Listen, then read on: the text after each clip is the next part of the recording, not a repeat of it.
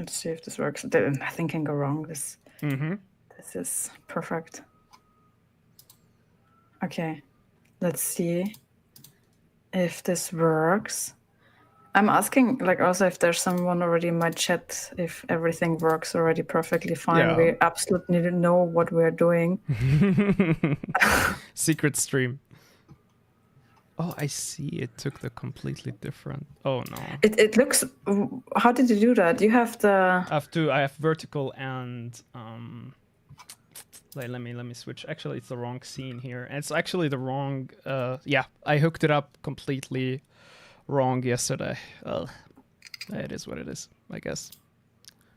But you're co-streaming with me, but I'm not co-streaming with you yet, are we? Or I think does it we work? co-stream because when you go to my channel, it's already working. Hey, we have already people chatting with us. Hello, everyone. We're just trying to figure out how to set up this correctly. So we absolutely know what we are doing.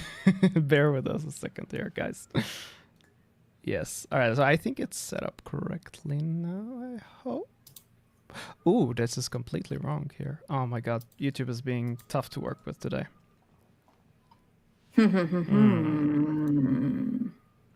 Nothing can go wrong. Oh, we started what a early surprise. Anyway, for that exact reason. Yes, we still have minutes for the preparation. We have 1 minute for the preparation, and then we should go. All right. Now it's fixed. Actually, the YouTube is completely fixed. Awesome. Okay. Hopefully, fingers crossed. Inshallah. Let's see if that's the case. Yes, YouTube is live. I can hear your PC going at it. I heard a cat. Yes. I mean, if the cats annoy, I can keep them outside of the room. No, and we have one of our VIP piece is even just here for the cat cam. Oh. So actually, you want to see I my did cat? send you. Yes, absolutely.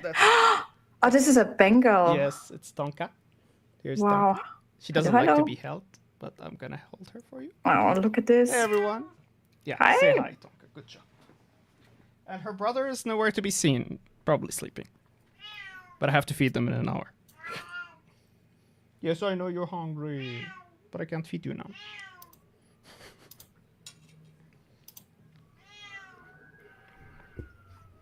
So. Right. Yes, we're live. Awesome. Okay, I'm not entirely sure if the co-streaming works on Twitch, but I think everything is. It is working. Everything is as perfect as it can be. Yes. See, there we go. Just here for the cat cam is here, Master Blaster here. Perfect. It's here, Outdoor Express is here. Awesome. Hi. Hey, everybody. So there we go. Nice to have you here. So before we start, I directly start with a shout out, and then we jump into. We have 2 podcasts today. So the first hour will be me interviewing Jack about his path. And you heard me talking about his game and him as a person already millions of times. So I'm super excited that we finally have him here. And the second half will be vice versa. So Jack has also the podcast called the Generalist. Generalists. Yeah. That's why I check the Generalist, and the podcast is the Generalists. And this will be the second part. He interviewing me, if I understand this correctly, or like talking. We're gonna talk. Yeah, I'm gonna interview you for sure. We're gonna talk. Okay, but first of all, like everyone, please, this is the shout out for Jack. He's also streaming a lot on Twitch. Yes. Probably more than I am. A little bit of the pitch here. Basically, what I do is something called Let's Learn, which is similar to Let's Plays, but with online courses. Oh, that's it. Oh, very nice, very nice. Yes, we learn together on the stream. Okay, so I'm gonna hit the record button now, and then we're in the first podcast. Let's go. All right. Perfect. So welcome to another episode of the Talking Dev podcast. I'm more than excited to that we can finally talk to Jack the generalist on Twitch, the Generalists podcast on YouTube, known for a game I was talking about thousands of times, which is called Path Out. But there are also very interesting other projects we're going to talk about today, known as VFX Artist. And I just learned that's also a lot of tutorial videos, I think, happening on YouTube. But I think I'll just jump directly to you. How would you introduce yourself? Oh, that's a tough question, because it's the hardest thing that it's a hard challenge to introduce myself, because I do so much and I like to go into multidisciplinary stuff. So that's why I named myself Jack the Generalist, because I just am a curious person and I'm interested in different sections of game development, game art. So yeah, I guess a short way to say it, I'm a curious person. My name is Jack and I am 29 years old by the recording of this video. I'm originally from Syria, so I'm a Syrian refugee living in Europe, basically. And that's where the game Path Out comes in mind, as it's basically telling the story of my escape from the civil war. And that's how me and Johanna got to know each other. Yes, this is like the one game I'm pretty much every single talk I'm giving, every single thing I'm writing about. This is like my go-to example of how this medium is used in a very beautiful way, let's put it that way. Before we talk about Path Out, I would like to go in an entirely different route and really talk about you, where you, like whatever you want to tell us, but basically, where are you coming from? What is your first games you played? What is like Tiny Czech, all the young Czech, Tiny Czech experiences you want to share with us? Yeah, definitely. So I was always a shy kid, but I didn't really know it. So from the beginning, I got raised in Syria, I got born in Syria, in a huge family. Like, for example, my father had 14 brothers and sisters. My mother had 14 brothers and sisters, and they all had children and grandchildren. So I come from a huge family where we met every week. Every Friday we went to a different uncle to have like a huge feast, basically. So yeah, I come from that background. So when I was young, I literally thought that I'm this social person. I had really a lot of confidence because I had a lot of people backing me up when I ever had a problem or something. But then the war started. And when the war started, everything changed. All of a sudden, I'm not allowed to go to visit anymore. I'm not allowed to be on the streets anymore. I'm not allowed to, have a social life, which was tough. Especially in that time, I was young. I was like basically turning into a teenager in the beginning of all of this. And so games became a huge part of my life, which they were already, but now they became like the portal basically to get out of that reality, if you may.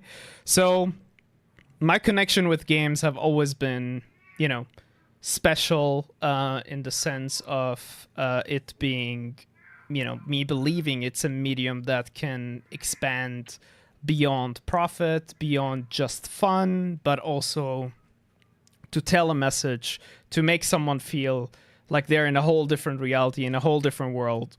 So yeah, I guess that is my upbringing, a little bit like basically briefly said, yeah. This is, so I have to make a spoiler here because I had a little interview before with you already for a different thing, but you mentioned so many games, if I may add this, for you that were inspiring at this, probably with this train of thought, right? Which I did not really expect. Do you want to go there? Do you want to share some of those? Yeah, so there are a lot of games that have helped me either develop empathy. I would say develop empathy, especially towards people or people of color that otherwise not playing those games could have ended up in me becoming, or looking to a certain people of color in a different way. Why? Because my upbringing, my parents, the culture, I wouldn't say the general culture in Syria, but like my parents had a certain view about people with a certain color, like black people, for example, which I only knew afterwards, like when I arrived to Europe, when I was like on the dating scene, right? And I was like telling my mom, hey, look, I'm talking to this girl, and she was black, and the first comment from my mom was like, you're gonna ruin our race or whatever. So that was a huge shock for me, and I was reflecting on myself, like, how did I not pick up that energy? Like, how did I not pick up that thing from my mom, right?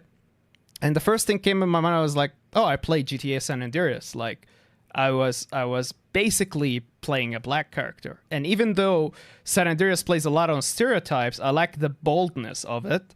They did not make black people like in an alien skin with like different flags, or no, they just made them, you know, as they are in reality, like humans. And even though it's stereotypical, the story that they're telling, but the fact that they portrayed a black story with black characters made me not develop this way of thinking about black people that I could have just carried on from my mom, for example. And yeah, that is where I think games enhance empathy in a way. And I learned that very early on. This is interesting. Do you think there are specific games which do this really well, or are there certain games which do it really poorly? I think most of games do it poorly, honestly, especially with Arabs, like growing up an Arab. A lot of games do this where Arabs are the bad guys, the bearded, you know, bad guys that don't, that deserve to be killed, and you should not feel any mercy or whatever. Killing them, it should be actually fun to do that. So I think more games did damage than actually portrayed like people of color or queer people or women in a better lens, or in an actual human lens. But I guess for the lack of examples, I would go with GTA San Andreas, because I don't really have many examples that from the top of my head. But I do feel like we did a good job with Path Out, honestly. Do you already feel like going to the direction of Path Out? But maybe first of all, like, I would be really interested how did you get from being this gaming person to then getting into game development? What was the path there? That was an interesting path, because so I don't know if you're all aware of the story, especially in 2015, when there was like this news that was everywhere of the kid who died his parents tried to cross to Europe from Turkey, and that kid was dead in Bodrum, the Turkish city. That night, I almost died too. So we've had a failed attempt, and we almost died, me and my brother, coming to Europe. And in that day, after we survived, I remember looking up the sky, looking at the stars, and saying, Jack, if you ever arrive, if you ever make this in the future, you will follow your dreams. And since I was a kid, I would be asked in school, for example, like, it's a common question in Syria to be asked as a kid, hey, what do you want to be in the future? What do you want to study in the future, or whatever? And it will always be like, the common answer, I want to be a doctor, I want to be a lawyer. And I just said, I want to make Need for Speed games. That's what I said. Like, I was like, I'm going to work in games. That's what I want to do. And I'll be laughed at, right? Which will come in full circle later on to a moment when, with Path Out, something happened. We'll cover it later on. But yeah, that was the connection of turning from gaming to making games. Is basically, I almost died, and I promised myself, if I ever make it to Europe, where there's an equal chance like everyone else, which is not true, by the way, but there is a chance at least. I would basically chase my dreams no matter what. It's a fair chance. It's not equal chance, it's a fair chance. You are always like, what I noticed, you're very active also in giving a voice to people who might be underrepresented, who don't have the strong voice. It sounds like this is also coming from your own experiences in that realm. So the main reason for that is I honestly believe if there is no diversity in games, there will be soon no games anymore. Like, that's a deep belief I have, and I could back it up with my theories.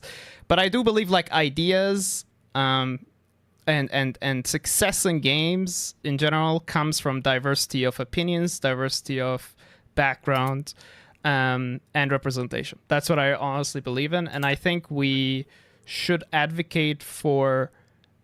We should be like, if you have a platform, you should be the voice of the voiceless, basically. Be able to share the stories of people who their stories are not shared as much. And this can be anybody. This could be the juniors who don't get to talk about their experience as much, like junior artists, for example. They're the most underrepresented people in the whole industry because they're just there to shut their mouth and learn. That's the general premise. But that's sad because like even when I invite, especially like junior level women in the industry, they will always decline and tell me that they're not good enough. And I would always say that is not my criteria, but they would never accept again. That's it. They're not good enough. They're convinced that they're not good enough. And that is sad because I think everybody's perspective matter here. Like, it doesn't matter how good you are in your skills. That is the problem we have in game development, is that we literally attach our identity to our skills. The problem is with that is once you get laid off, which I don't hope for anybody, you start losing yourself, you know? And I think we need to cover that. Let me go back to your path, because I find it so interesting where you, like, again, you seem extremely reflected, and yeah, I think it makes, like, to make someone think in a reflected way like this. I think there's a lot of things going on and that happened in the past. So tell us, let's jump into the story of Path Out. Mm-hmm. How did it start? What was your role there? How was this experience? So Path Out is a fun story because... Oh, forgive me, but we need to quickly introduce Path Out for everyone who does not know it. The link will be certainly in the notes, but maybe you introduce us quickly. I think I cannot introduce Path Out without the people that worked on Path Out with me, right? And my involvement was, I would say, not as much as everyone else that was involved with the game. So basically, Path Out came about. Let me introduce it first. Path Out is a game where you play an 18-year-old Syrian kid that escapes Syria, and you play all the potential possibilities to escape, the civil war back in 2014, right? And it's a JRPG, so it's made in a cute style. It's very simple game, up, left, right, down. You get to discuss things with your uncle and things like that. It's very human-based, so there's no political agendas or whatever. It's just telling the story, and that kid that you play is basically me. So every now and then in the game, whenever you achieve certain milestones, I'll be commenting in like a Let's Play style video, speaking to the player, where they could actually see that they are playing an actual person, right? Do you want me to go into the story of development? Okay, so the development started basically where I was lucky enough to meet the people at Kalza Creations, Georg Hubmeier, and Brian Main. And so with Georg Hubmeier especially, we were having a breakfast, as was the case where I was trying to network in Austria, where I wasn't allowed to work. So I had a lot of time on my mind, and that's actually how we met. I was at a play, and his wife was playing, and I just approached her because I was interested in acting and stuff like that, and she was like, "Nah, my boyfriend at the time, he makes games," and I was like, "Cool, I need to connect with that guy," right? So I invited him for a breakfast, and while we were, having Syrian breakfast, the idea came about as a joke. It's like, what if we make a game about your story? And Kalza Creations was already making games that were similar in message. They were already exploring that forum of games beyond, profit, for cultural games, serious games, if you may. And that was a good fit. It was like the perfect fit for the perfect time. It was like the good person, the right person at the right time. Everything was fitting. And then Georg Hubmeier basically went on and did all the work with like finding fundings and stuff like that, which made the actual game become more possible. Georg Hubmeier introduced me to Brian Main, which is still my mentor till this day. Brian Main is a American illustrator in Vienna. So I was able to speak English to him all the time, and he was able to teach me and show me things. And eventually the plan was, of course, that I get very involved in the art of the game and be hired and all of that. But my interview took time and everything went against it. So life happened. So I was more involved in the co-design phase. So when we're brainstorming and designing how the game would be like, and I'll be involved in that and also in the story.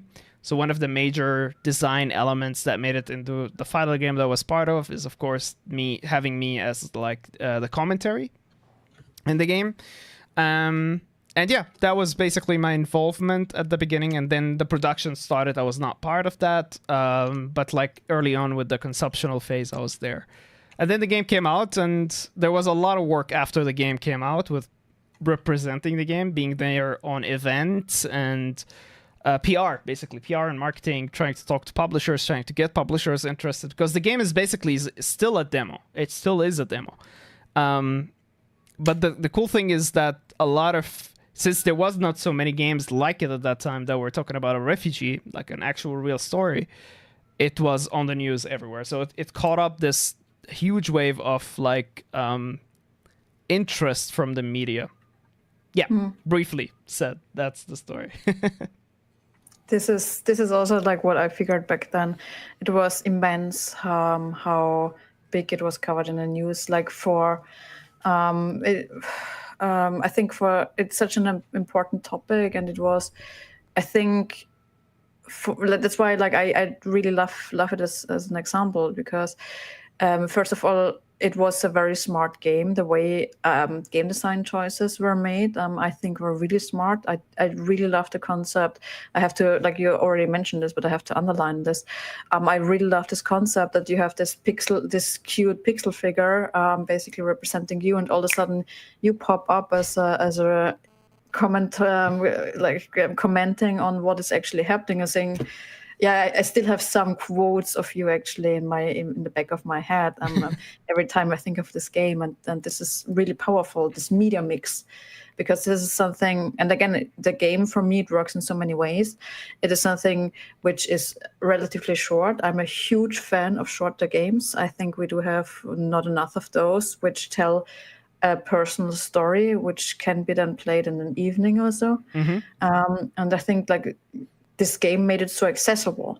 So I think, and then being covered in the news, this was a no-brainer because it told such an important story. It gave attention to the story, to the cause, but also to games as a medium to transport to such a cause. That's why I really applauded the whole project, again, from every perspective, telling the object of the cause, but also the way it was designed and representing games. So yeah, you see, I'm very excited about that. No, I mean, hearing that, because like that was the main idea that I think me and the team wanted to like reflect on, or like try to people think about, which is like games can be explored beyond profit. Games can be an art form to tell stories, to invoke empathy, or just show a human perspective. They can do that, in my opinion, better than any other medium, like arguably so, honestly, because I hate the word shifting perspective or changing perspective. I think it's more of an expanding. It expands your perspective because like you make those tiny realities that now everybody get to experience, and they could expand their knowledge the way they want. The cool thing about games is that they have the choice.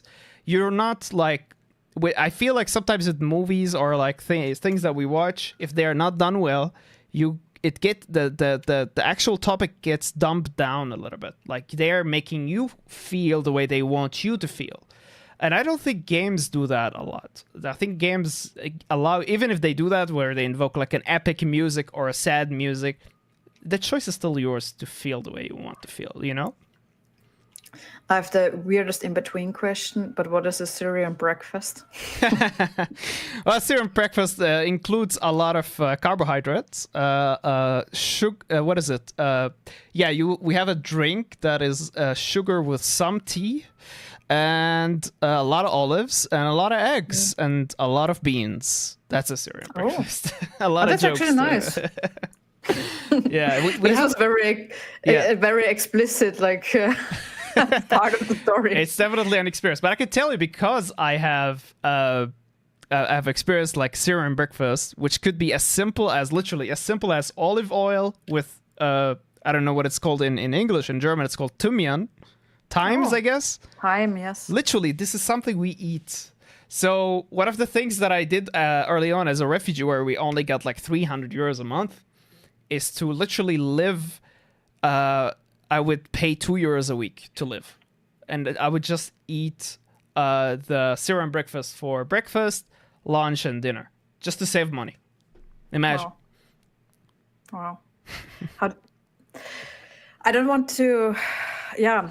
So the main idea of this podcast is also to learn about you as like basically this mix of, because I'm always so excited about getting to know the people behind games, and there's so much, because as you mentioned before, games are such an art form, and I don't care if it's AAA games or indie games, but of course specifically indie games. But I think like every one of us creating something is putting something of ourselves in there, and I would love to like get a little bit started. Where do you, like, the easy question? Hey, Jack, where do you get your inspirations from? Well, that's interesting. Where do I get my inspiration from? Most of my inspiration comes from my life. I think I've just discovered that, honestly, because I've read Fauzi Mismar's book about creativity, and I think he says something very smart there about that the most unique thing in the world is you yourself, basically you and your experience. That's the most unique thing in the universe to you, and to other people too. So yeah, that basically is where I get most of my inspiration from. Just my life mostly, but also I do my best to get inspiration from other games and the way they make things. And what are some games which you would have at the top of your head, which do this well, or which did inspire you? Again, I think inspiration can go both ways. It can be also games which did inspire you how to not do things. I mean, basically you said it. Like, inspiring me, my inspiration came from the almost desperation from the fact that Arabs are so misrepresented and not presented as humans as much. So I didn't want to make a game where where I just want to, how to say, like, make Arabs seem as heroes or whatever. I just wanted to make a game where it just is saying Arabs are humans. You know, this kid had to escape the war, circumstances happen, life happens. 1 second you will be playing your Xbox, watching your movies, and the next moment you have to flee. This is the story of why you see people on the boat on the news, right? Not just see people on the boat in the news and just listen to what Fox News or whoever thinks about them or how they labelize them. So instead of that, just having the fact that, all right, so what happened to that kid? Why is it all men? That's also a question that comes a lot when it comes to refugees. Like, why is it all men? Why is there not so many women? Well, if you're 18, you have to join the military, right? And if you don't, then you join the other factions if you want to. Both is blood. If you're not gonna die, someone else is gonna die. Are you willing to kill your own people? Yes or no? And it's just simple yes or no question. If no, then what is the outcome? Well, you flee. You risk your own life. And I was fine with risking my own life instead of risking someone else's life, you know? Wow. Well, thanks so much for sharing this. This is, how was it for you? Because again, like we're back to this mixture of your inspiration, and it's always going back to Path Out somehow. It's basically a part of your life, like an autobiography, basically in form of a video game, of a game. How does this feel? This, like, seeing yourself in this game? Okay, so now that I look at it, because the game got released in 2016, I believe. So when 10 years ago. Yeah, like I really grew old. gray-haired instantly. Wow. Gray hair instantly. Yeah, so it's been a while. So I was 19 back then. Now I'm 29.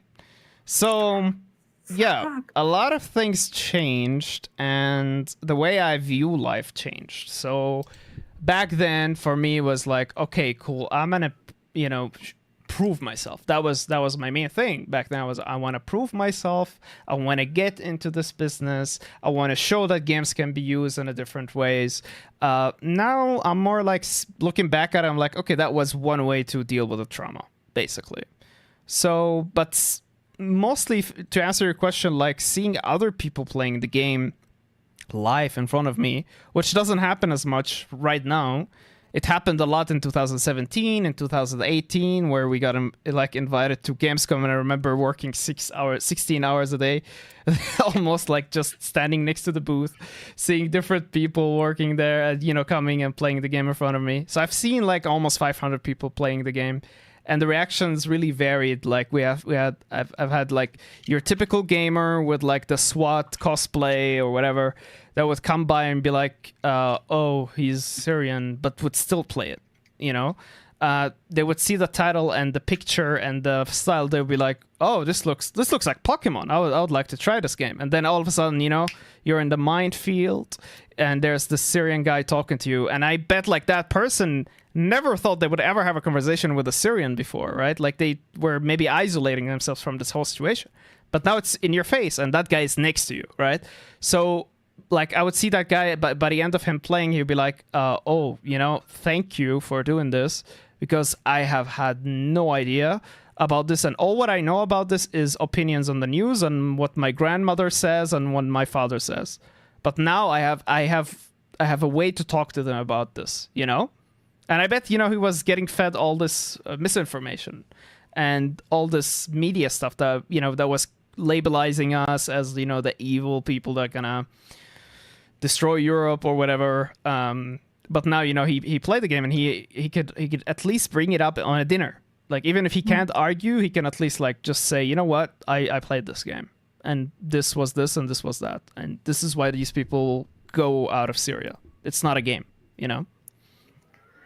This is, you're already mentioning this. There are educational aspects, educational experiences with that.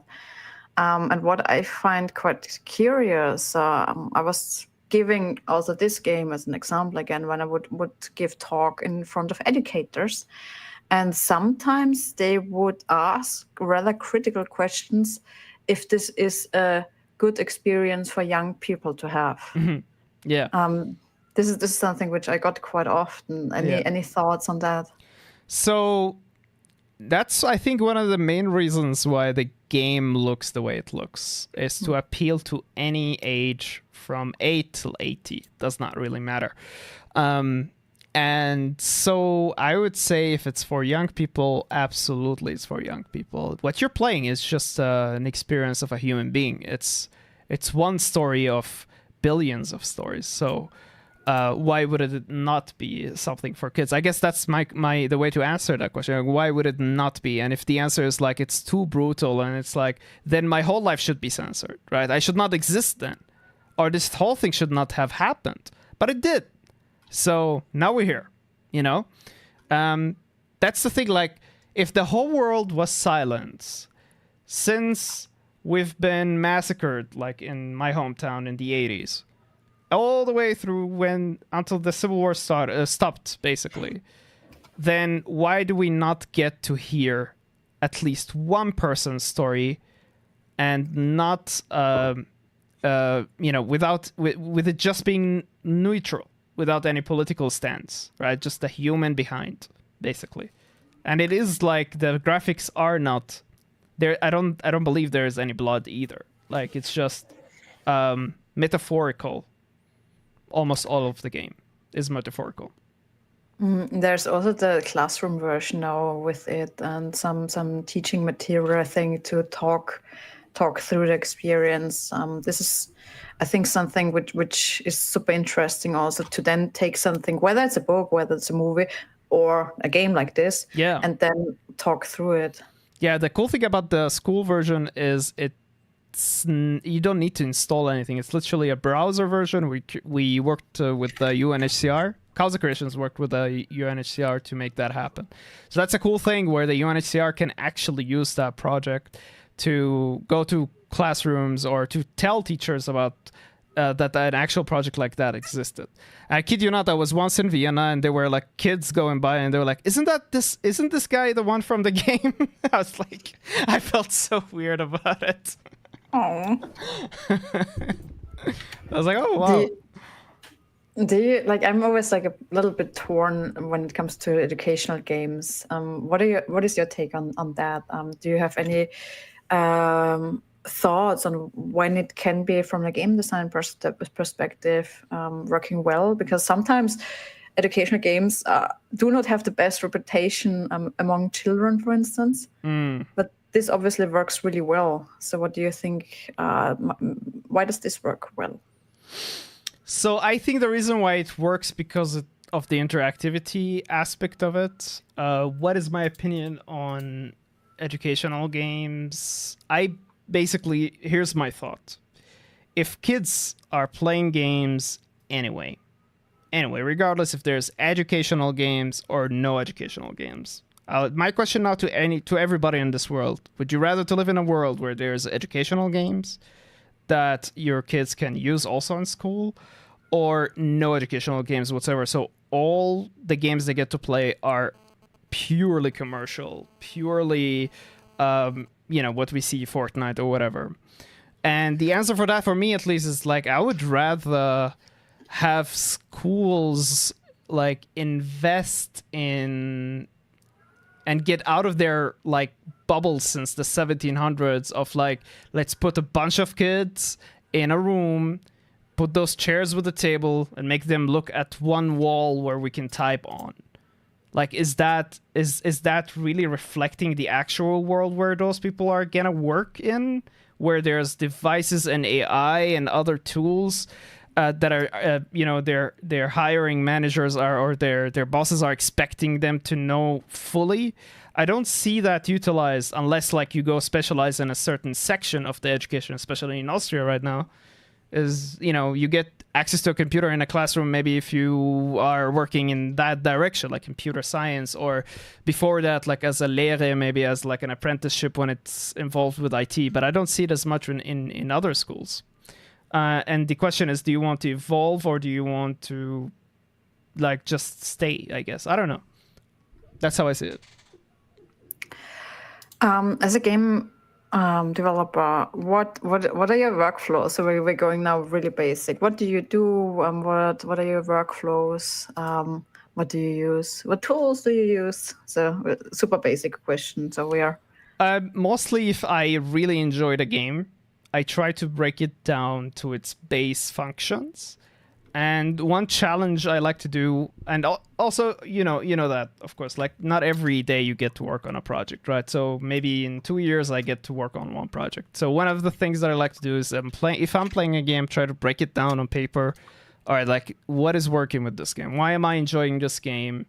And I try to break it down that way. And I try then to challenge myself and see, for example, if I'm enjoying a racing game, how would that same concept work on a tower defense game, and see how I could do that. And it's just on paper, right? Like I don't need to really know to be perfect in code. So sometimes I make like a prototype on paper and see if it's fun or not, right? And just for me, it's just for nothing commercial, just for me, just to know. And most of the times I get the best knowledge from two resources. One is actually working with other people who are knowledgeable and experienced. Two, from books, basically. What books?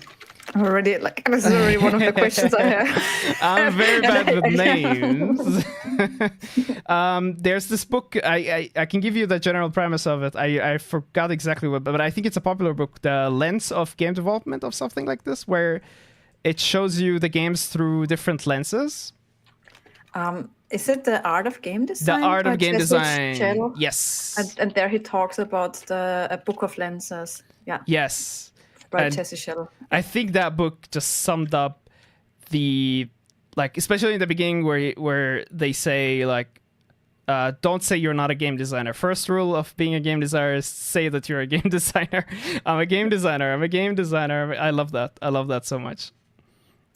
And one other thing, how do you become a game designer? Make games. Make games. This is also a very good one. No, very, very lovely. Any other books on your list? I'm always like very curious about books. It can be also general books, which you really liked or inspired you. But we take every single book recommendation in this podcast like crazy. Yeah. I understand that. Mostly, I think because I come from a whole different background. So here's what I realized coming to Europe. When I come and I got raised in Syria, it's a whole different way of raising. It's a whole different way of life. So when you come here and you realize, okay, whoa, these people are ahead of me, maybe 20 steps ahead of me, in the sense of like proper education. Maybe they got brought up in a really good way. You know, they had really great parents, or they had the financial possibilities to, navigate the world in a way better than me. I saw this immediately and I was like, okay, I'm missing out on a lot of stuff. And till this day, I see that happening. So I be educating myself on simple things such as like attachment, right? Like there's a book called Attached from Amir, which is an Arabic name, but I don't know where he comes from. It's called Attached, and it explains the attachment theory in psychology.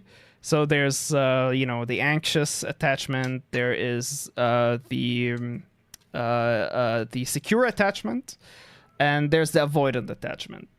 And sadly enough, that's what my therapist said. She's an Arab, and she treats a lot of Arabs in Austria. She said a lot of Arabs are avoidant. They have avoidant attachment. I was like, oh, that's interesting. I'm gonna read about it.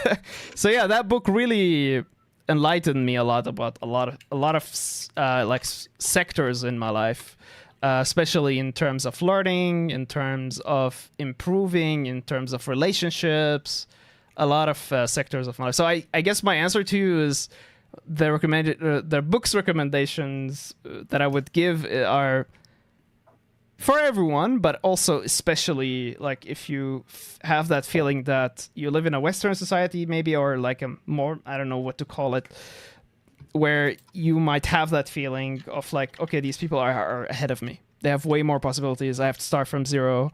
What do I need to learn? And first thing is that you need to learn how behavior works. Behavior generally. Because there are habits that you pick up from just like growing up with like your parents or whatever, and you could change those habits, you could change that behavior. So yeah, I hope that's helpful for anybody who's listening, like not just game development, but generally attachment or like psychology. I think it's interesting. Why do we do the things that we do? Very nice. I go deeper there. What other things do you find interesting? Whether it's music or whether it's TV shows or films. Is there anything other which is you find inspiring, interesting, motivating, relaxing, whatever? For relaxing, I really enjoy spas. I enjoy hot water and just like quality time. I guess for all of this to happen is like to be inspired, to be relaxed and all of that, you need to have good balance between your working life and your life.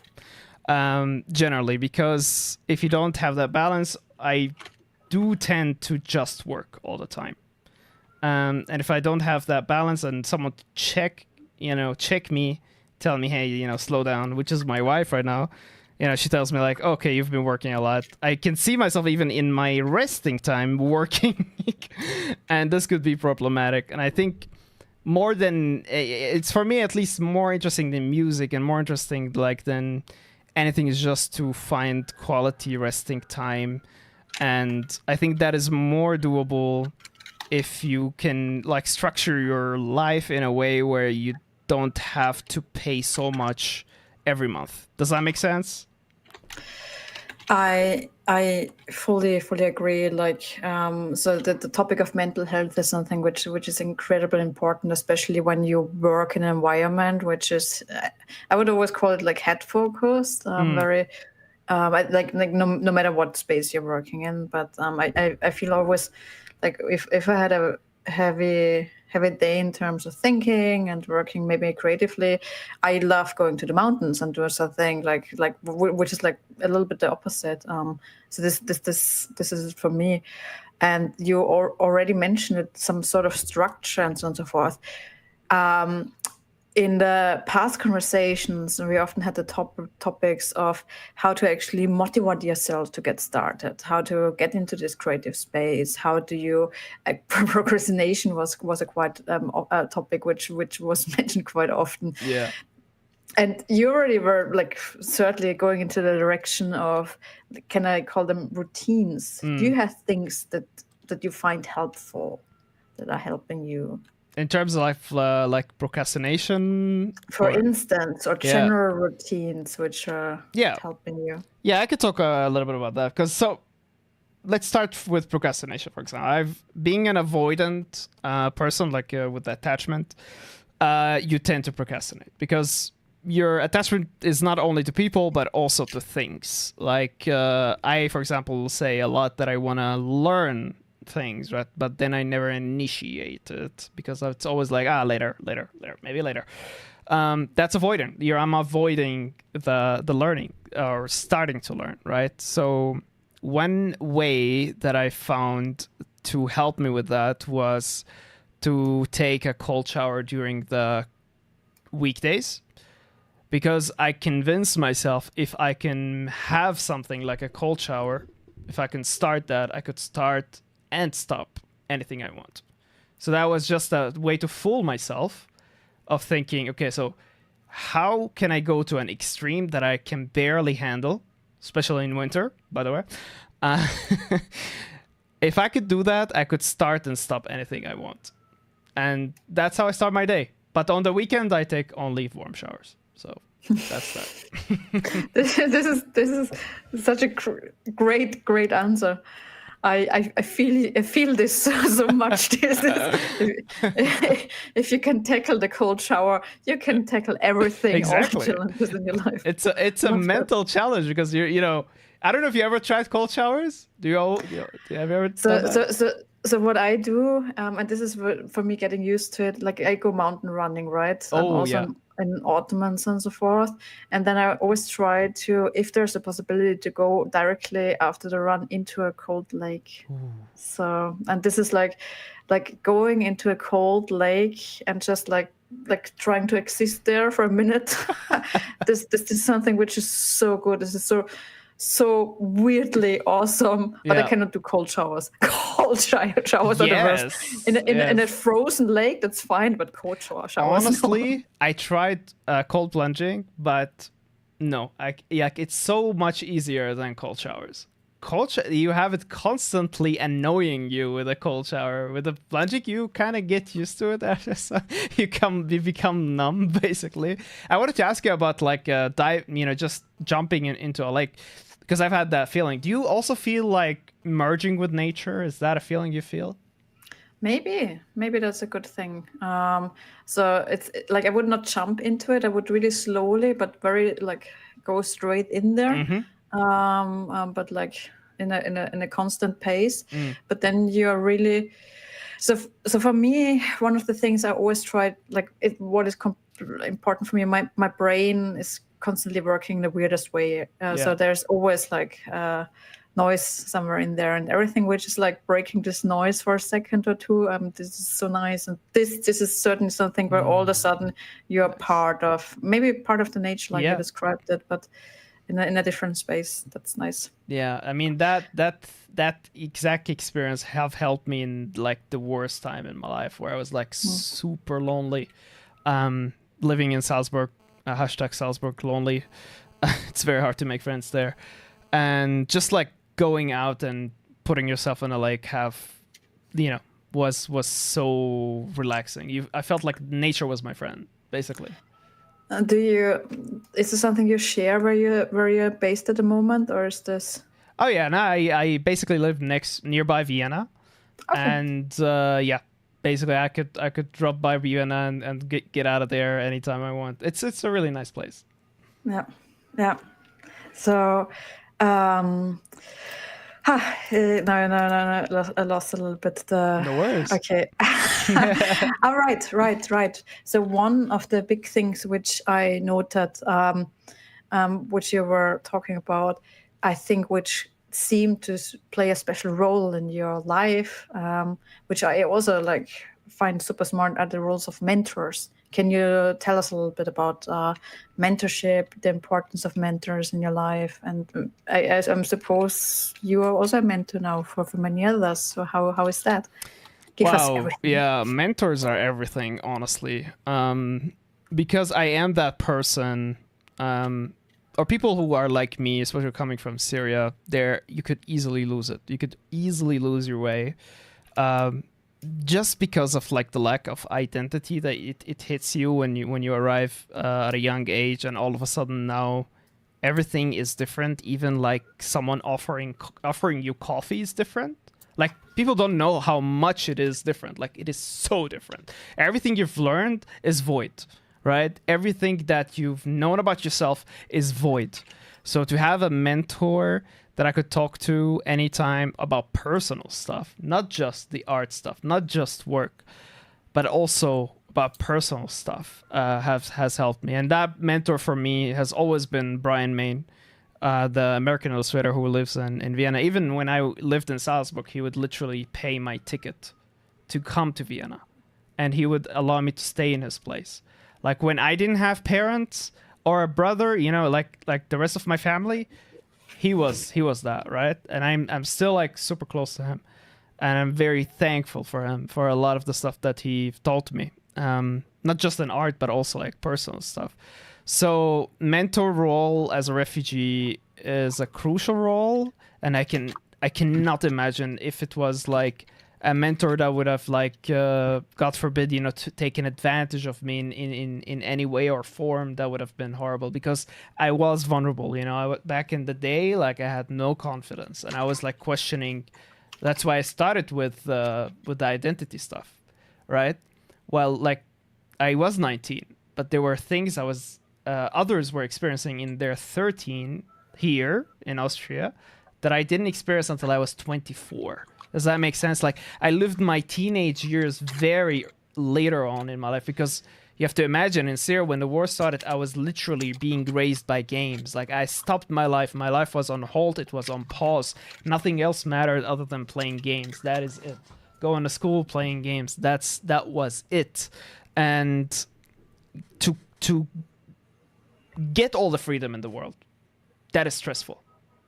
It is super stressful, especially when you see other people succeeding, and then you start comparing yourself to them, but then eventually you're like, we don't have the same basis, we don't have the same foundation. Like, one of the things that I was beating myself up for, and still till this day, but not as much as before, is I always promised myself to be an academic.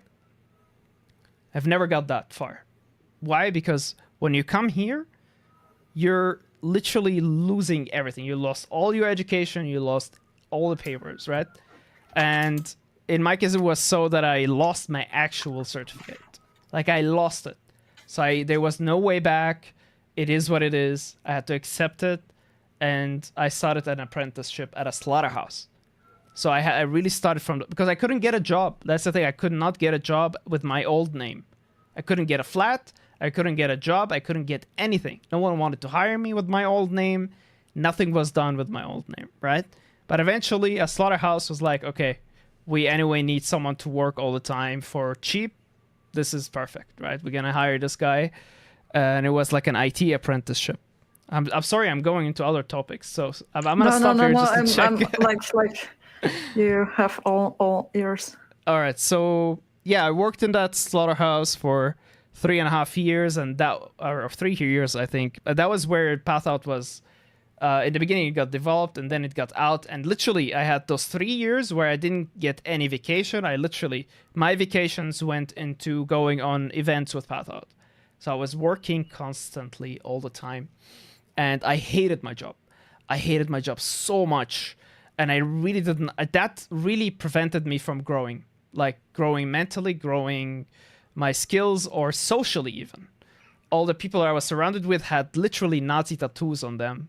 So everything that I picked up from my German language, from my humor in German language, has been related to sexism, racism. So I literally don't use German as much because I hate the person that I became in that language. I don't want to, I kind of want to learn it from the beginning, which I'm doing right now, like by choice. Because before it was like, you must talk German, you must learn German.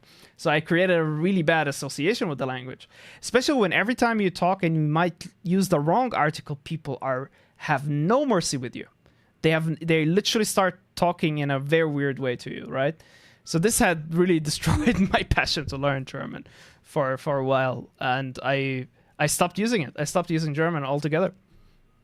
I'm sorry to hear that. No worries. I was just surrounded by the wrong people at the moment. So having mentors, again to the point, is very important. But I think it's very important to find the right circle who are empowering you and not putting you down. That's stuff with humans, unfortunately. Is there any other because mentors in general, as you mentioned, like one specific person who helped you out a lot. For me, mentors are sometimes people who, personally, I do have some mentors who don't even know that. So people also who inspire me. Yeah. My secret mentors, is this something? Are there any persons you find inspiring for your work? Oh yeah. And lately I got to work with as well. So I've always when Pathog got released and we got invited to events, one of the very first event was Reversed. That was an event that used to be in Vienna every summer, I remember, or I think every spring. Here where I first met Rami Ismail, who was on your show as well. And yeah, that person, I still remember we hang out for a night, and I can't forget that night, right? I from that moment on, that person, he's an Arab, he made it in the games industry. I'm like, okay, that is what I need to be, right? And yeah, from that moment on, Rami Ismail became like a huge inspiration for me. And from then on, when he made his podcast with Fawzi Mismara and Osama Dorias, those became also my mentors that I've never met, right?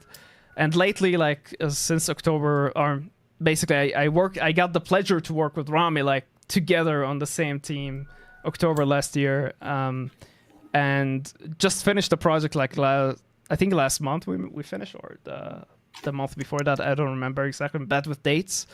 And yeah, the game will be, the trailer will release soon, and I'm very excited for that. That was an amazing experience. But we cannot talk about it yet, right? I mean, we could talk about how, anything that is not related to a title, but yeah, basically that is it. Whatever you want to share. Yeah. I mean, just working with Rami, like he's such a good leader. Like an actual leader, because like there are people who are called leaders in their titles, but they never lead. But that person like literally was able to make it clear to everybody what their position was, and was able to like hear everybody's opinions, and like still manage to find time for everybody and making everybody comfortable, even during times where it wasn't comfortable, but we just felt super comfortable working with him as a creative director. I was working as a VFX artist with him on a project.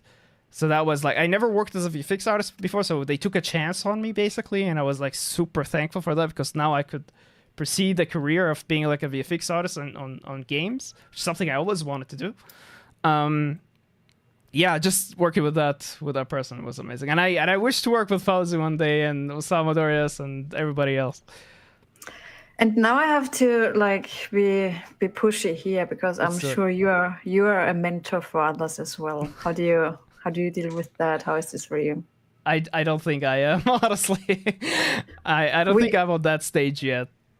We haven't talked about this yet, and we are slowly running out of time for Yeah. part one. And I think we need a second version of that anyway. But like we didn't talk about, for instance, your new projects where you're using YouTube and Twitch to talk about game development processes, to talk about to game developers and so on and so forth. Yeah. You have a lot of followers and subscribers there, so I take it as it is. You are inspiring people. You might be the obvious or hidden mentor of many out there. And yeah, I hope so. No pressure. No I hope pressure. so. I hope so. Of course, I hope so. But it's this curse of like, I'm not, I'm learning. There's always better things to do, or like I can always improve on things. The whole idea of the whole thing, like with my YouTube, with my podcast, came right after a layoff that I had. It was tough times. I had a lot of anger and resentment and everything. And I was like, Jack, you need to channel this somewhere. I need to channel this somewhere. And one of the things that I never did since I came to Austria is to invest in myself, right? To just say, me. All right, it's my time now. I'm going to do my thing. One of the things that I was obsessed with back then is the concept of learning and earning at the same time. So I started with this idea, let's learn. I was like, okay, let's do a let's learn closer to a let's play and try to sell those courses that I'm attending as an affiliate, but with also focusing on it being genuine. And I was able to make an income from that. And from there on, I started learning VFX, right? That was one of the main things that I started learning. And I think after 3 months or so, I got offered the job with Rami. And that was like, I was like, that is the best thing I've ever done in my life, to just like invest in myself and just like believe in myself. Do something for me. Yeah. This is perfect. This is really perfect ending sort of for part one of the Nice. our conversation. No, I think we would need to have a second one, a little bit of a longer one. We scheduled for 1 hour for this time. I think that's fine. Is there any pressing thing you still want to add though? We'll see you in part 2. That's definitely one thing that I want to do. We'll see you in part 2. We'll talk more. There's a lot of stuff that happened behind the scene. I'm looking forward. You're making a book. Can you say that, or is that a secret?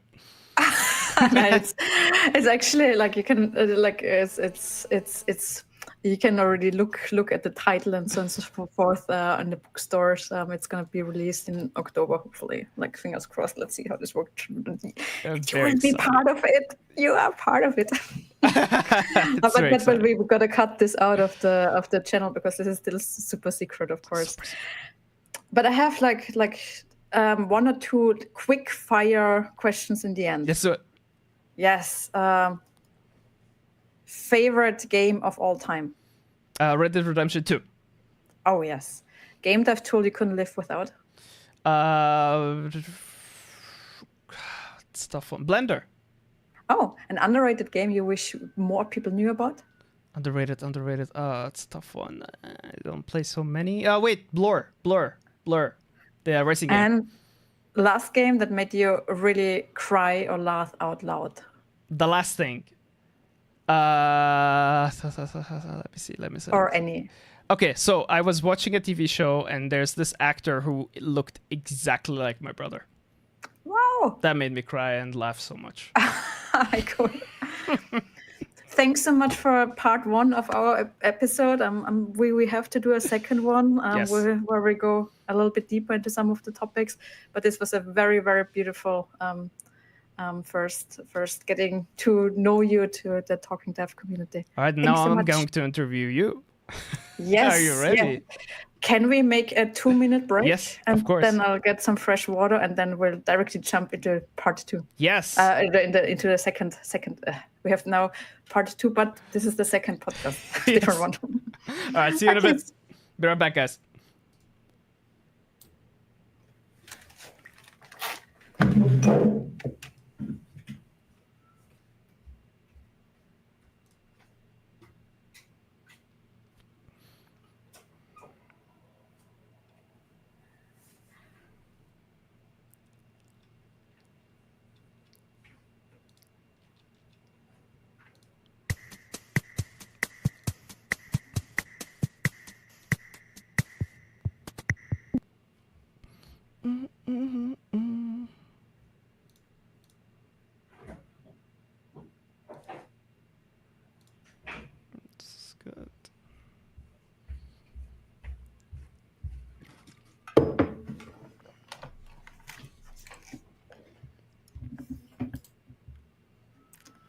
Okay. Perfect. So quickly to my chat. So welcome everyone. Again, and like, can we have a huge round of virtual applause for Jack after this first recording? And yes, we want Jack back in a future episode. Yes, Jack will be back, definitely. I'm really excited for part 2. Yeah, I will start. And yep. Hello, everyone. It's me, Jack, the Generalist. Today I have a special guest, Johanna. Introduce yourself. Hello. Thanks so much for having me. Absolutely. So my name is Johanna Pirker, and I'm a professor for computer science in Graz and also in Munich. So since July, I also took a professorship here in Munich at the Technical University, and yeah, but also like sort of in between, was computer science, game development, and try to bridge a little bit the different worlds in those spaces. All right. Awesome. So take us through your childhood a little bit. Before all of this happened, how did that come to work? This is quite interesting. So the academic path can be sometimes a little bit challenging, especially if you go into computer science. So one of the questions I tend to get asked, like, why am I even in this space? Because this is a space where women are still really underrepresented. And if I would have heard closely to the opinion of other people, I wouldn't be in that space at all. So, like, even though I might have had already some signs that I might be good in computer science, a lot of people told me to not study computer science. Yeah, this was quite interesting. But like, if I go really back, everything was there. So sometimes you get possibilities because of early access. And one of the earliest experiences and memories I have was me playing Prince of Persia from on the DOS machine of my father, which I was probably 2 or 3 years old. I couldn't write or read yet, but I knew what to enter on the DOS machine, the command line. And I suppose back then, like then being this realm of games, this first game, the prince saving the princess, Prince of Persia, right? The second game, or like all the other games, like Zelda, you're supposed to save the princess. Super Mario, the plumber saves the princess. Everyone needs to save the princess. But it was like always like my world. Like I still had a lot of outside activities, but I was always really close to PC at all. I was never scared to use a PC because I think it's also something when you are on this DOS machine early on, you're never scared to break something because you broke it at some point anyway already. And then, like, for games, it was just for me such a beautiful space to go into these worlds, to do things you couldn't do otherwise. And yeah, and at some points, even I remember it was like I was 12, 13, 14, I started building own homepage projects. This was back then a big deal because there was not a lot of tutorials out there yet. You didn't have YouTube show yet back then. Yeah. I might be a little bit older than you are, so this might be like really old woman memories. But it was quite interesting to go to. Yeah, to try out things, be a little bit creative. Also Visual Basic, which was a thing back then, but I didn't have a computer science education at school. Not really, a little bit, and there was not a lot of people being interested, whether neither in games nor in computer science at all in my environment. It was really just like a handful of people. So in the end. For me, going to then really dare to start studying computer science, everything was actually sort of against that. And I still took the odds and then actually discovered during the studies what computer science actually is, how creative this can be, and that I can be good in this thing. So 3 questions come in mind right now. One question is, how would you say has Austria evolved in the education system to include more computer science in schools from back then till now? So honestly, since I'm really heavily in this space, trying to be very pushy that we need more computer science education in schools. It has evolved absolutely, because like also the tech became way more accessible, because back then not a lot of people did have access to computers at all. Then not everyone had access to the internet at all. So this was something which was really back then something was slowly spreading. And now it would be way more accessible. So there's a lot of a movement to have something like Medienbildung, you would call it in German, education about media usage, Yeah. which is important, but it's not the base, because it's quite interesting if you now, because since I grew up using a PC, I at least know what a folder structure would look like, how the general structure of a PC because of that would look like. And this is something, because everything got so accessible, which is good, comes also with the downside that everything is hidden, and just using a tablet doesn't make you good in technology. And this is what we see now with the new generations, that they are sort of good in using technology, but are missing really background knowledge, even heavy users. How does it work? How's the infrastructure? What then? Obviously, it comes with negative sides, because if you don't have the background knowledge, you cannot understand what could be benefits, but also problematic issues when using apps, systems, processes, and so on and so forth. Okay, but why do you think that issue is like that, where like there's no proper background anymore, or they lack that proper background these days? Okay, but why do you because think that... everything again is super accessible. The system design has changed again, which is good. It should be accessible, but there is this link missing to the education around this. So again, I would really strongly argue that in schools we would not only have to learn this media education, but actually basic coding skills, understand how the systems work, because it's quite funny. We do learn in school so much about, so much, but about history, about the past, about us, our bodies, and so forth. But we're like one of the worlds we're living right now, probably a majority of the day, which is the digital world. We don't learn so much. We only learn so little in schools. Yeah. And this is, I think, something we need to change.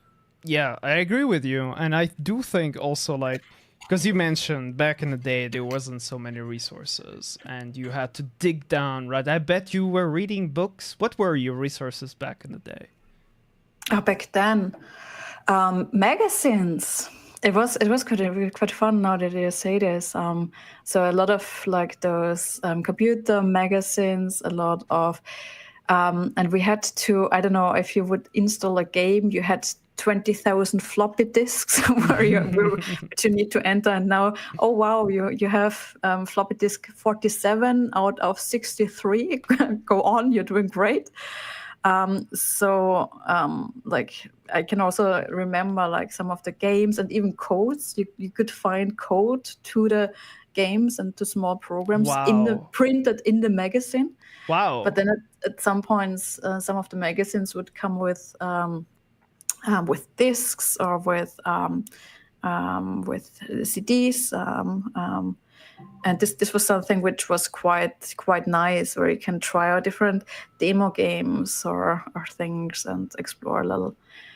And and I think if I try to recall, for instance, Visual Basic, I think many things I figured out by just trying to figure out, just to exploring and often breaking stuff. So there was also a lot of games where I remember trying to, hey, I would love this code not be brown, but to be, I don't know, violet. So you are looking in the file system and try to sort of break the game a little bit. And That's very interesting, because I can remember myself Syria, for example, didn't allow any computers until the 2001s or something like that. So that is basically the first nation like introduction to computers, if you can imagine that. So I like the way I grew up. When I tell stories from the technology interactions that I had, like people in their 40s and in their 50s be like, oh, this is exactly how I grew up too. Like one of the things that I grew up with is like we went to people and we knocked on the door to hang out with. There was no like asking for permission or calling. No, we went there and we knocked on the door, right? That was the way to do it. And one of the main things that I want to bring back to games and computers is like, I did not have any internet access until very later on. And there will be like tools like 3ds Max, for example, where I would literally learn the same way you described. I would just F around, right, and find out. And so that is interesting that you also had to go through this. So you mentioned before that there were a lot of things stopping you from pursuing that as an education, like computer science. Yeah, it's quite interesting. So even though, in Austria, we do have different sort of schools. So we have something which is called the Gymnasium, which is like focused on a very, I would say, general education. You have more dedicated schools, some dedicated to tech, for instance. And I was on one of those rather broad ones. Interestingly, it focused on languages. This is the thing I'm really terrible with. I'm like the worst person in trying to pick up languages. And it was like I did learn English and Italian and Latin. And then at some point, also later in my life, I'm Spanish. But so it was like, I'm not sure it was the perfect pick for my head or for my brain. But again, in the end, everything turned out perfectly. But so it was not something, I don't know, I was not particularly good in school also not in math, by the way. So I had to have help and tutors also for my finals during high school. And this is quite interesting because then it came really with a switch. So many people told me not to study computer science because it's not something for you. You're not so good in math, and so on and so forth. And in retrospect, because I had a lot of thoughts why it was happening that way, even though I was doing small little programs, which could have been a sign that this is something for me, that people just did not know what computer science actually is. This is not something back then. I'm not sure if it really changed a lot now. I think it's still a little bit undereducated how broad computer science is actually. Also things like we do have those hype topics, right? We do have at the moment everyone is talking about AI. Right, but actually we're doing AI research since such a long time, and what we're talking about right now in the news is such a tiny part of what is possible or is happening out there, and everyone is jumping on those topics and pretending to understand what is going on, and this is really dangerous. That's why I'm like always trying to be a little bit protective that we do need to understand a little bit better the fields, because also computer science itself, it's such a broad field. And just saying, oh, you're not good in math in your high school, computer science is not something you're going to be good at. This is just really, really weird. So in retrospect, I think one of the major issues was that nobody actually understood what computer science is. That's why I'm also pushing. And still. That's so interesting. I've also thought about the math part and that I would never be good in computer science. Although, like, if I would get an academic chance, that would be the number one thing that I would pursue, right? Computer science. But can you unpack that a little bit? Like, there's two things to unpack here, right? When you said it's dangerous when it came to AI not to understand what computer science is, I would love to unpack that, but I would also like to unpack the point that we just discussed, which I forgot right now. I can add one thing about math, which in the meantime, because the math thing is something, by now I love math. it's something, again, in school. I probably was not really good in many things in school, but I do feel also in retrospect that maybe the way my brain works could have been supported better with other ways or other tools. But again, that's also a different train of thought. And then all of a sudden, the moment I did study at the university, where the math level is way higher, but you're actually learning in a different way. And you are exposed to other problems, and you are exposed to problems which are directly applied to really useful examples. Yep. And it was just, I think, 6 months after I started studying computer science, I was a tutor in math for high school students in their finals. Wow. This was such an interesting twist. Interesting, mostly girls, because I think I don't know why, but I think it was a different level of trust. But it was this interesting twist from me being in need of having tutors for my finals versus switching to being the tutor with and having no problems with math at all anymore, just because the problems were and the solutions were maybe discussed in a different way.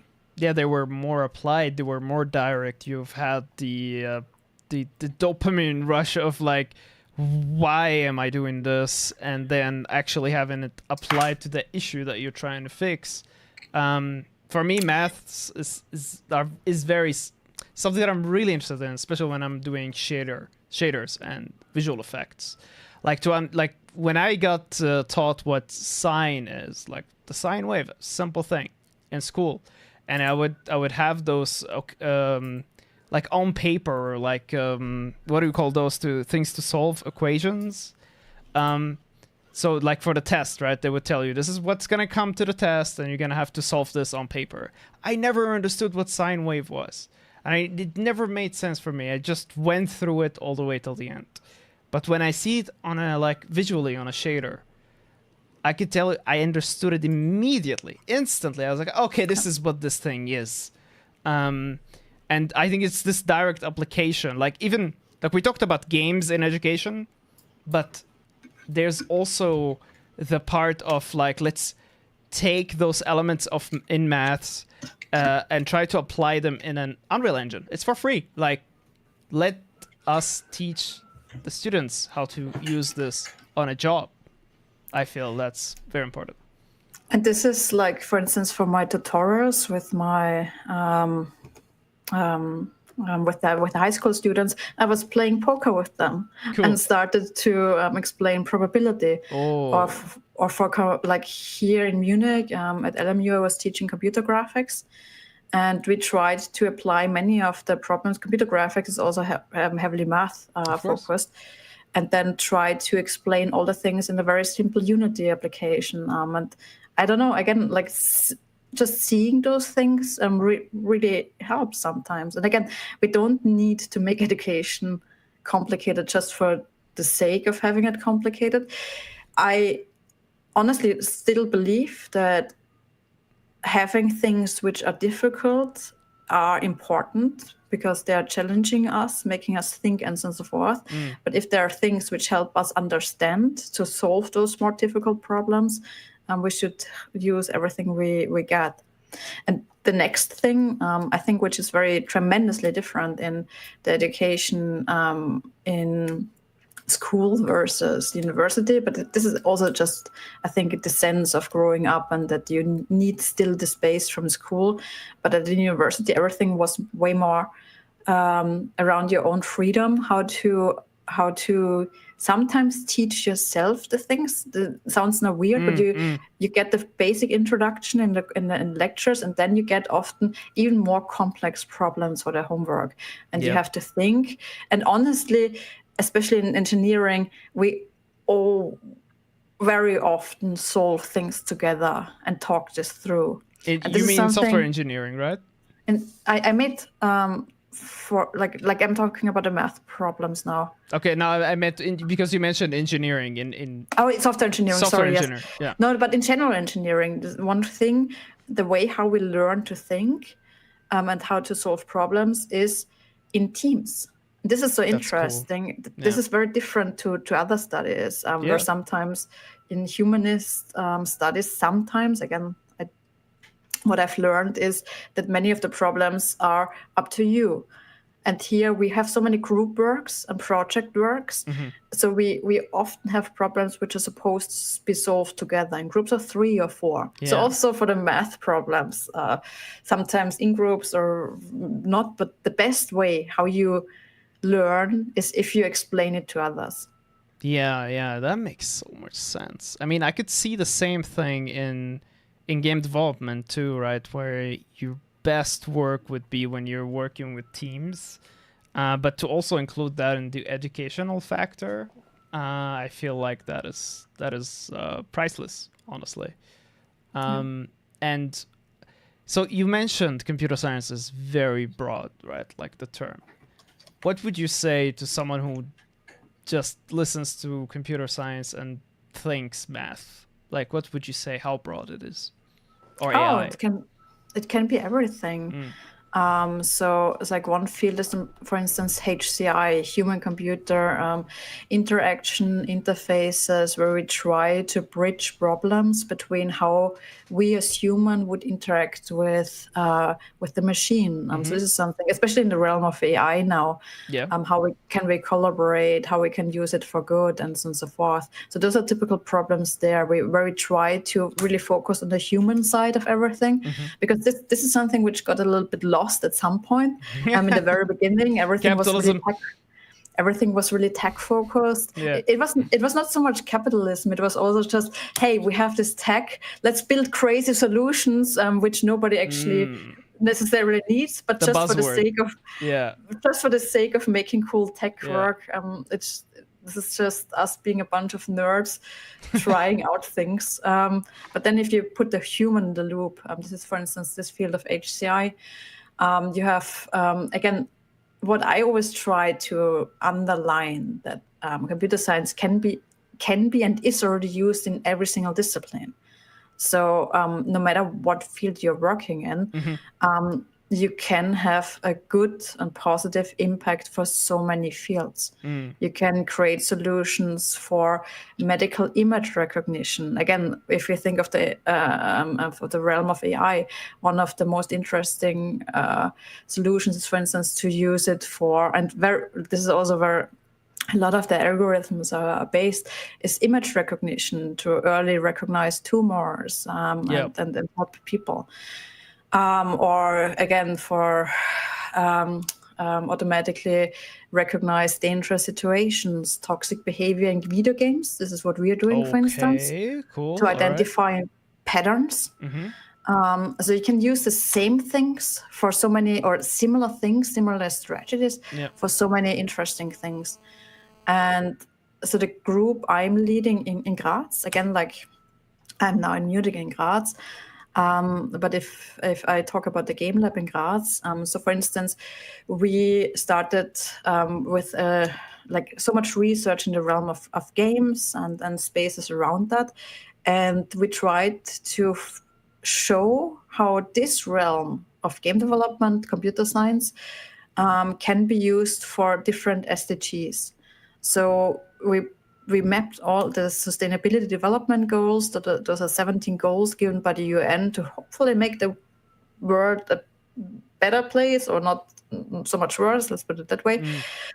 And we tried to map all the projects basically onto those goals to actually show how broad, not even computer science, but even game development can be. So we had games for energy education, for education in general, for consumption overviews, for educating about the microbiome, for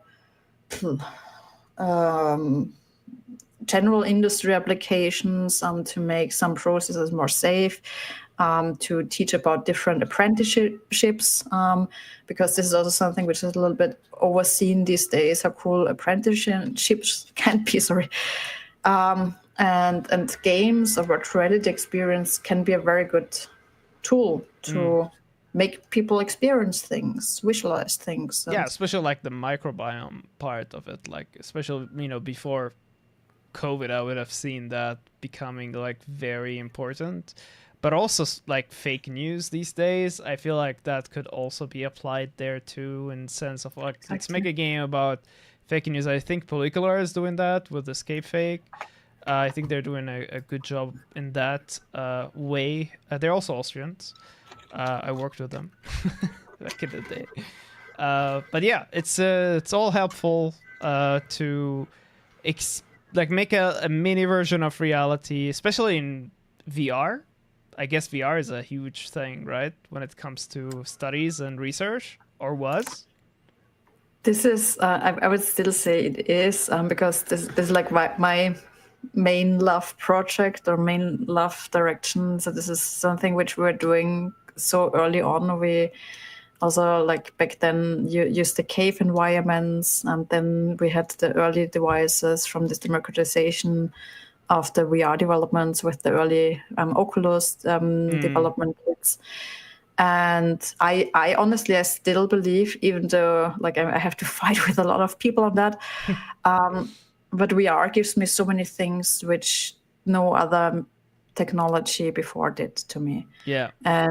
And like I still really fight for those educational experience. This is, I think, also the main reason why what part of my research became known, which was this virtual reality physics laboratory. Because back then in 2011, 2012, I went to MIT, which is this elite university in the US. Yep. This was ranked number one, and I was really grateful to be able to study there at some point. And there's one part to my history, to my childhood, which is quite interesting, because back then when I was probably 10ish or so or earlier, I wanted to become a physicist. This did not turn out well, but actually, and then I, in my whole high school experience, I don't think we did a single physics experiment. So we sometimes you have. I had this in the talk with Rami and in this podcast, and it's quite interesting. He mentioned this teacher who really pushed him in the most positive way and motivated him. I also had very good experience. I also had not so good experiences, which also shaped me.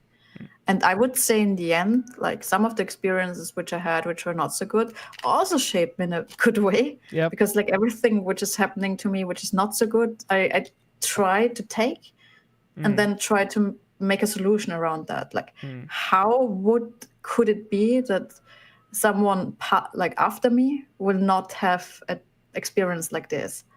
So many of the tools I researched or developed were sort of tools to support teachers, to give students also like a little bit of autonomy to do physics experiments, for instance, without the need of having access to this fancy physics laboratory. True, yeah. I mean, that is super helpful, right? Like, what if the things that you need to play with are super expensive or super dangerous either?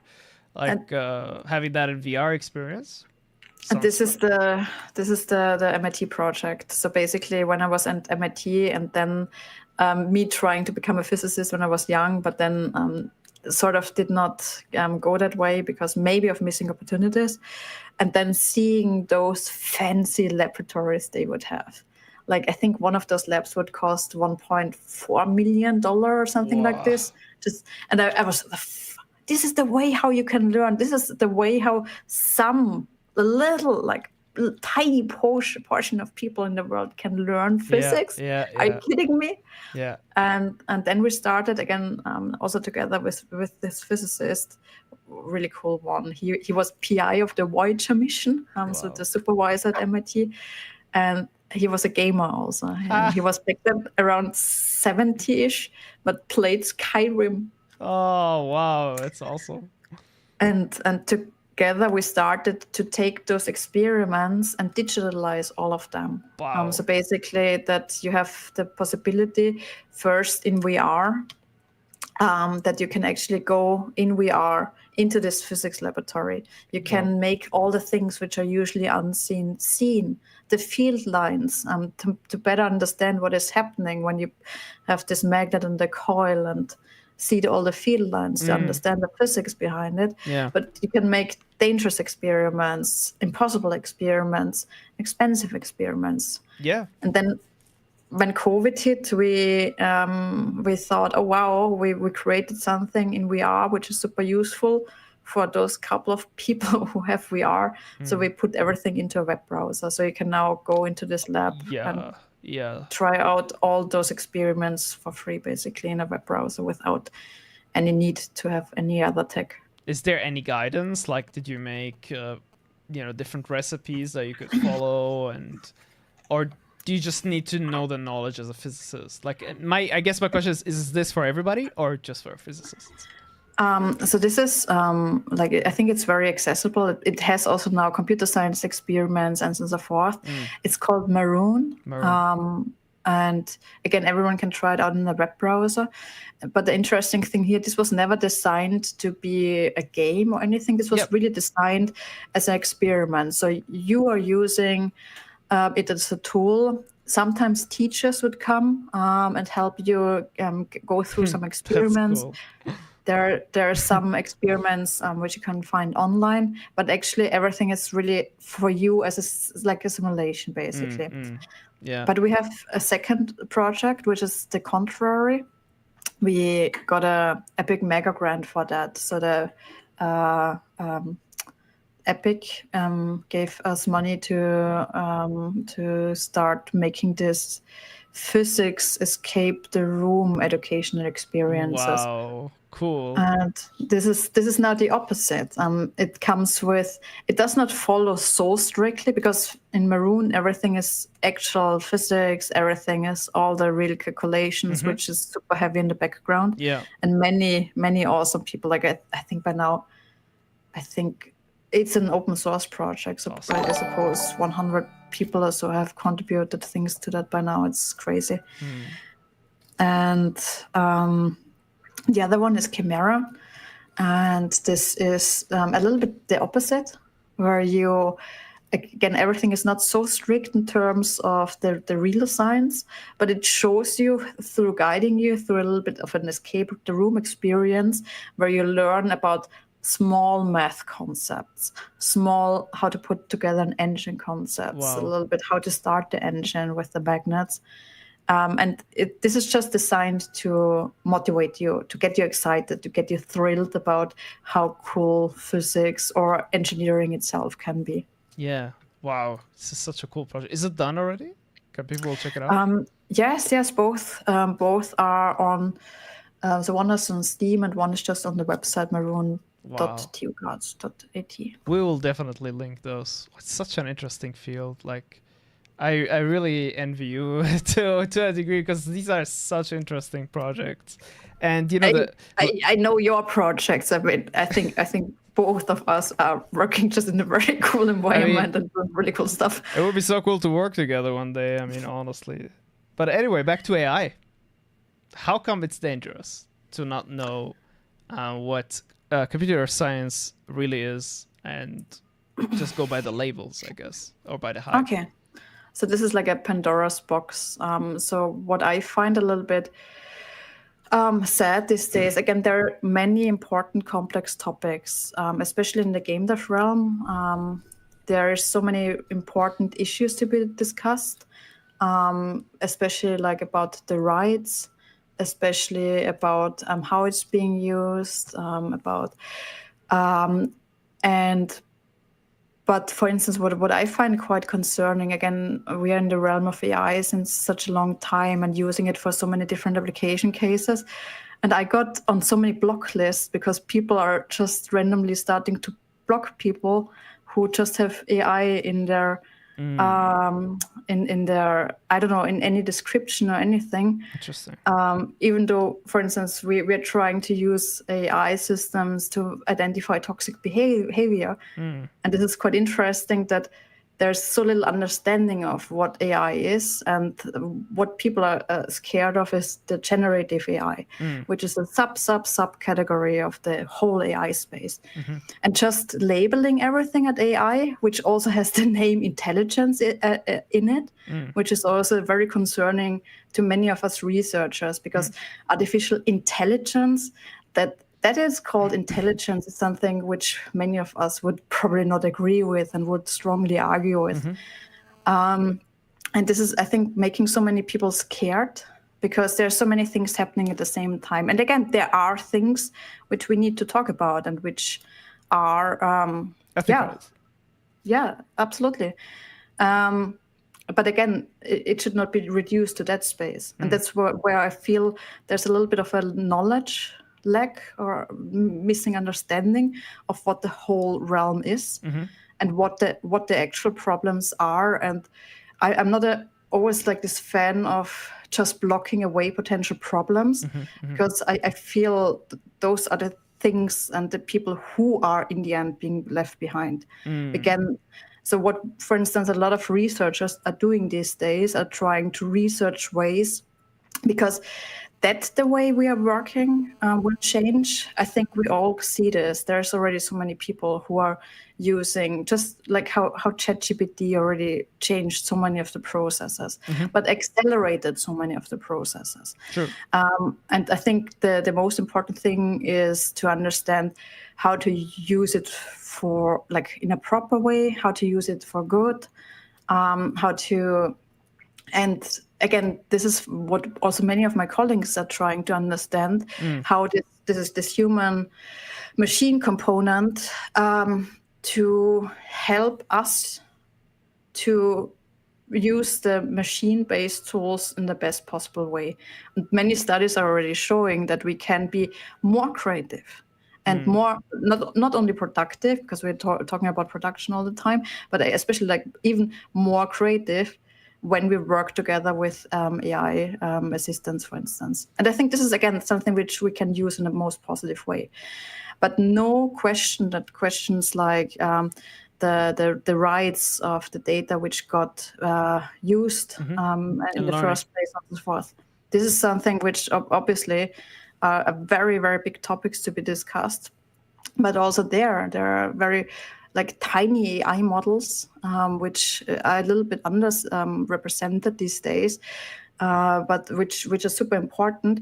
So tiny models which you can train yourself with, which have way lower energy consumption, which is also one of the really, really big topics, and which are only trained on the specific data you want to have it to be trained with.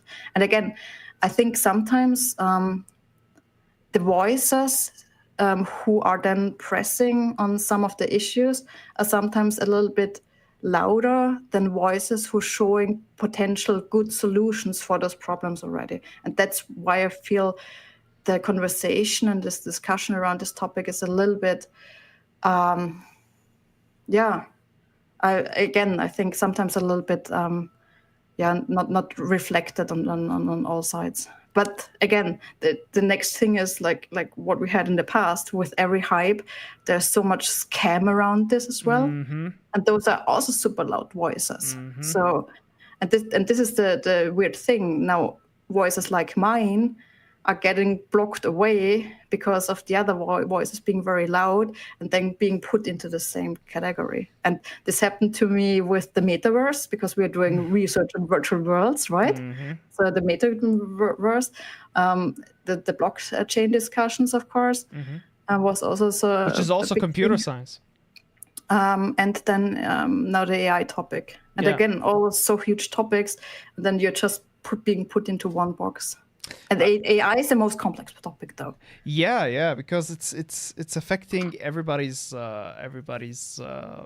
ability to work, I guess. And those are people who were never in touch with technology. You know, we're talking about artists, we're talking about writers. You know, who could write on a paper or who could draw on a paper. We're talking about people maybe that never had computer other than writing emails and stuff like that. So I guess the question here is how do we make that complex thing approachable in explanation as well. Like you explained local AI that you can train on your own. Okay, how approachable is that in comparison to ChatGPT? And the answer is not at all. It's not approachable at all. You need to dig, right? You need to understand what docs are. You need to understand what llama is. You need to understand what Hugging Face is. You have to dig and get all those resources and make them work. And if they don't work, it's frustrating. But ChatGPT, you literally can open the website and you're there. This was such a smart move from OpenAI. This is we talked about this before, that we have all of a sudden something which is so accessible. So everyone is just mainly focusing on that, and it's just being discussed in the chat as well. And because of that, you have a couple of companies having a lot of power, which is also quite an interesting challenge to take, and there's something which I would also add there. So we are putting a lot of thought efforts into the realm also, how to get more of this autonomy back to Europe also. Because a lot of things in the AI realm, and also where the data is coming from, where the data is stored, but also like where the main players are sitting, this is either the US or also China is super strong in there. Yeah. And in Europe, we are losing a lot of autonomy also because of that. So that's why there's a lot of efforts to strengthen research in this field also in Europe. And to help also companies who want to build their own models, smaller models, accessible models, safer models, and so on and so forth, also in Europe. So this is a huge topic. This is you opened the Pandora's box. Why are you doing this? Because it's interesting for me. Yeah. Nice. I do think there's a misconception. There's miscommunication around the topic a lot, and I'm glad that I get to hear it from someone in computer science, like as a teacher, as a professor, because you people have been involved in this way before any of this hype have ever existed, and to hear your perspective on it I think is valuable. And just because I guess a lot of us don't have the experience to navigate this topic, so having you on talking about that, and also to see it through your perspective as a researcher, right? You're literally researching this field since decades, right? AI, and it's just a small part of computer science, which is being occupied by everything else now. It's like, yeah. And this is something which I sort of find a little bit frustrating sometimes. It's not me, but also other researchers in this realm. Again, that you're trying to make something good out of that, and then like you're saying, I try to explain it, the positive sides, but of course also the challenges we're going to face, but we're all going to face them together. And so it would be important to support finding solutions, and then it feels so weird to be constantly blocked away. And this is a very weird time, that while trying to explain things, just because you're doing this already for some long, but very different place actually in this realm, that you're still being blocked away sometimes. I mean, I guess like we need mediators, in the sense of people who are curious from both sides, almost like the technical artist role, basically. Like on my podcast, I have artists on. They're all afraid of AI, right? So to have someone from computer science that could say, all right, we can bridge the gap here. Maybe we could say, maybe don't block everybody that has AI in their title, or maybe just let's all work together to make that, I don't know, new creation, like a car that everybody will drive soon and have a seatbelt, you know? A friend of mine did create a very cool app for pictures, where she wanted to create a safe space for artists to upload the pictures without having the fear that those are being used for training. Cool. I think it's called Kara. Oh, is it? Oh, wow. She's a friend of yours. Cool. Yes, Yeah. she's fantastic. Yeah. She's coming from the photography realm. Yeah. She has also very interesting opinions on the thoughts I of would love to have her on, AI honestly, also. because I was a huge fan of the website, and especially the story, like how it caught up like very quickly, and then she had all those bills to pay. Yes.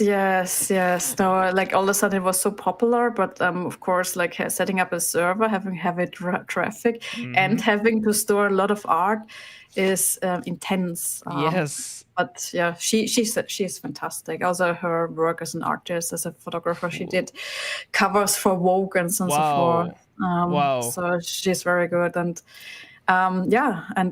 I think there are really interesting ways also as an artist, like if you mention to mediate there, I see the fear to be replaced, but if you have your creative style, your creative vision, and so on and so forth, this is something which is so unique, which again, AI by itself, AI cannot tell jokes by itself, but you can become a better joke teller by working with AI, and this is like one of those approaches because again, it will not replace us, but it can accelerate a lot of processes. And I think the best solution is to learn how to work with it in the best possible way. Because also tools like Houdini and so forth, they're heavily using procedural generation, which is also a tool, like an algorithmic tool coming from computer science to speed up the process of creating artistic works or environments and so forth. So this was also something which did speed up processes. And there's a lot of tools. I mean, we see it with Photoshop and so forth already, and also Unreal Engine. Tim Sweeney already mentioned that they're working on trying to rethink a little bit this concept of scene graphs, which is the base of how to build a two-dimensional or especially a three-dimensional image representation, and how to rethink a little bit those processes based on AI-based concepts. And this is quite interesting if you follow up the processes to see how it can be useful for you. But of course, be arguable and discussive because in the topics which are ethical difficult. Again, the rights or what I find, for instance, quite difficult is. This is because it's the same with coding. Like if you use now ChatGPT and so forth or Copilot, you will also get to be exposed to my code because I use GitHub, for instance, which is also open source. So I live this open source spirit a little bit. So everyone can access my code. Also the trained models are used with based on this now. And if I talk to programmers these days in companies, computer scientists, it's very clear that the current tools, that the current models are sometimes comparable with the state of juniors, with junior coders. Yeah. Will they replace them? To everyone I talk to in this industry, no. You need the human capital. You need what you said earlier in the previous podcast. There's so much different creativity. There's so much different thoughts coming just by being part of the process. The process itself will change. It will become accelerated, will be a little bit different. But again, and it's so important to also as a company see that because it's creative capital and it's capital to be supposed to be trained also, because if we would start replacing all junior positions, there will not be any seniors at all. But this is, again, coming back to the positive side. I know I'm talking now a little bit positive. I just try to show the potential. But what we are trying to work on right now, for instance, are tools, how to use those AI tools and models to help you become better in learn faster, learn specifically for your special needs. Listen, that is 1,000% correct. Like, Yeah. here's an example I'm going through right now. Right, so I'm trying to replace Adobe programs with open source programs. So what I do is I have a local AI installed, right? Saving the environment, yay. So what I do is I give it the documentation of Substance Designer, and I also give it the documentation of Material Maker, which is an open source alternative. And I'll be like, okay, give me all the replacement for the nodes, and I would just learn from that, because they might just have a different name. That is all. And so I'm just giving it all those resources. It's giving me the results back. Not always correct, by the way. Like 80% correct or something. It's still good. It's still good enough to... It's like having someone who knows 50% about everything. You know? You can't trust it 100%, but you're like... You can get there to make your own thought by the end of it. You can make your experience from it. But the danger with that, I think, is a lot of people use it, especially in relationships, or let's just talk in relationships, right? Like, who's right, who's wrong? Look, ChatGPT told me this. ChatGPT must be right. And it's like, the thing is about ChatGPT is it will hallucinate an answer. It will answer. That's the problem. It will answer. How is it going to answer? Which bias is being used? All of these things behind the scenes that we don't know. And like you said, it's all American. Like, what are the biases here? Special thing we've seen that highlighted a lot with DeepSeek. Oh, it's very very Chinese government oriented, and it's like as if the US one is not, you know. But it's quite interesting because the bias is also, since it's using all of our historical data, and what are we, all isms are combined in one data source. It's really brilliant. But again, those are things which is important to work with. That's why it's super important to sort of expose oneself. This is like always what I try to say. Try to see how it works, understand it. That's why I'm very pushy again about computer science education early on, because if you understand how this model works, and the basic is not rocket science. If you go deeper, there can get nasty. But like, to understand the base, this is not rocket science, and we could teach this in schools. And if you learn how this is used and what data it is based on, and there's actually like a little bit of a probability system sometimes, then you understand what is a hallucination, that you need to trust, that you cannot trust the outcome, that you need to fact check. So maybe the research, for instance, if you want to research to a specific topic, can be accelerated, but I still need to double check, and I need to know what to double check, how to double check, and what can I trust and what can I not trust. Because it was so very obvious in the first models, because the first models were purely text-based, so it did not have any logical training at all, so you could not do math. And all of a sudden people were, hey, this is so stupid, it cannot like calculate 2 + 2. Yes, the system which is just trained on text cannot calculate. Right. and this is again, it's not rocket science, but we need to bring this knowledge to the people, because how can you work with a system which you don't need to know like the base things, but at least to understand so much that you understand where the results are coming from. You don't need to know the nasty, all the gritty details, the structure and so on and so forth, but at least the basics. Yeah, I think a lot of people are scared about that. And we have 4 minutes left, and that's where I turn to my guests and I ask if there's anything they would still like to talk about or promote. Yeah, no, it was a very, I didn't see the AI discussion coming, and I don't want to sound either too positive or too negative. I do have a very, I think, neutral opinion on that, and I just try to explain always how it's being used, and that there are a lot of issues, like you said, bias, discrimination, the missing transparency, the big companies, the accountability, the ethical concerns about the data, the privacy issues, the potential job losses. How fast it's going too, that the laws can't keep up with it and everything. Yeah. But again on the environment, energy. But on the other hand, that there are so many positive chances, and I think since everything is going so fast, we sort of need to work together to try to understand also the potentials, but also the potential problems together as fast as possible. All right. Yeah, that is amazing. And I'm sorry that we didn't get to talk about games, but if you're going to do a part 2, then I have to do part 2 too.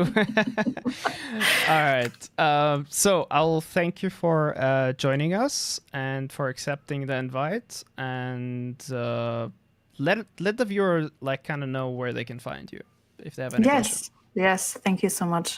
So, like, if you want to talk about those topics, I sometimes give also tiny lectures, they're called. They're supposed to be 15 minutes, but the last one was 4 hours, where I sometimes talk about computer science topics on Twitch and on the YouTube channel, both on Joy Prink.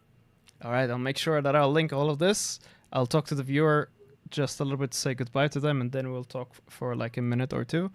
Thanks everybody for watching. I'll leave all the links down below. If you liked it, like it. If you disliked it, and let me know. Dislike it and let me know why you disliked it. And let's have a discussion in the comments. All right, everyone. Jack the Generalist here and Johanna. We both say bye. Bye. Bye, everybody. That was awesome. Thanks for doing